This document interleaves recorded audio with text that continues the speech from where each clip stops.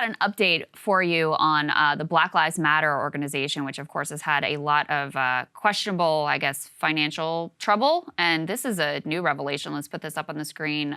Allegations, I should say. According to the LA Times, one Black Lives Matter leader has been accused of stealing $10 million from the organization. This came out in a lawsuit filed by Black Lives Matter Grassroots. So this is some of his former colleagues who are saying that he siphoned off $10 million in donations. Let me read you the beginning of this story from the LA Times. The leader of the Black Lives Matter Global Network Foundation has been accused by former colleagues of stealing more than $10 million in donation from the organization for personal use. That is according to that lawsuit that was just filed in court.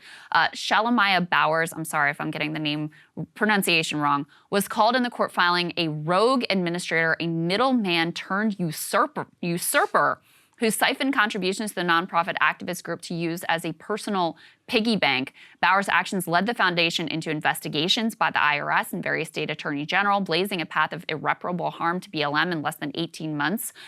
They go on to say in this lawsuit, while BLM leaders and movement workers were on the street risking their lives, Mr. Bowers remained in his cushy offices devising a scheme of fraud and misrepresentation to break the implied in fact contract between donors and BLM. So not a lot of details in this lawsuit about specifically the, what this scheme looked like. These are all allegations. Of course, he's innocent until proven guilty, but this is far from the first allegation we've had of sort of like financial improprieties in this organization. What happened is when the George Floyd protests ignited across the country, you had this flood of energy and people wanting to donate money to a cause that they believed in. And because the Black Lives Matter Global Network Foundation, or whatever it's called, was sort of a catch-all, people just assumed like, oh, this is the group. And so millions and millions $90 million, of dollars came into this organization, which was relatively small. And so you end up with a lot of questions about how this money was being spent. And those questions came originally from some of the mothers of the movement and also some of the activists on the ground who said, hey, we're out here doing the work. We're not seeing any of these hundreds of millions of dollars that y'all are raising. So what is this money going towards? This is just the latest sort of development in questions of what happened with their finances. Same thing. I mean, the founder, Patrice Cooler, we've covered her before. She paid like $1 million to her brother for security services. She amassed a $3.2 million mansion and basically had to resign because of so much financial impropriety on her part. And look, no matter how you feel about it, Americans donated money in good faith, not just Americans, people all over the world, to this organization.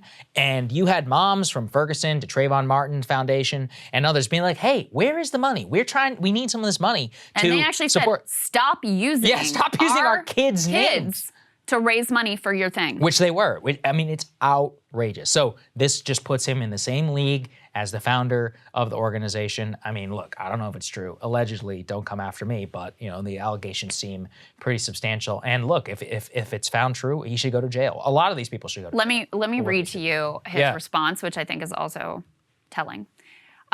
He and his group denied all claims of financial misconduct, and he chastised those suing him for, quote, falling victim to the carceral logic and social violence that fuels the legal system, saying, quote, they would rather take the same steps of our white oppressors and utilize the criminal legal system, which is propped up by white supremacy, the same system they say they want to dismantle, to solve movement disputes. So trying to weaponize the language of the movement to protect himself from the allegations that he has stolen $10 million from donations that were supposed to go in to furthering the cause of the movement. She did the same thing. Shameful. She did the same thing. She did do the same thing. She was like, this is white guilt, blah, blah, blah. I'm like, yeah, maybe you're just a crook. I mean, this again started from the people who were the activists on the ground who were doing the work and the movement mothers. So anyway, very latest there. It is a sad story, and we will continue to follow it and give you any updates as they come. That's right.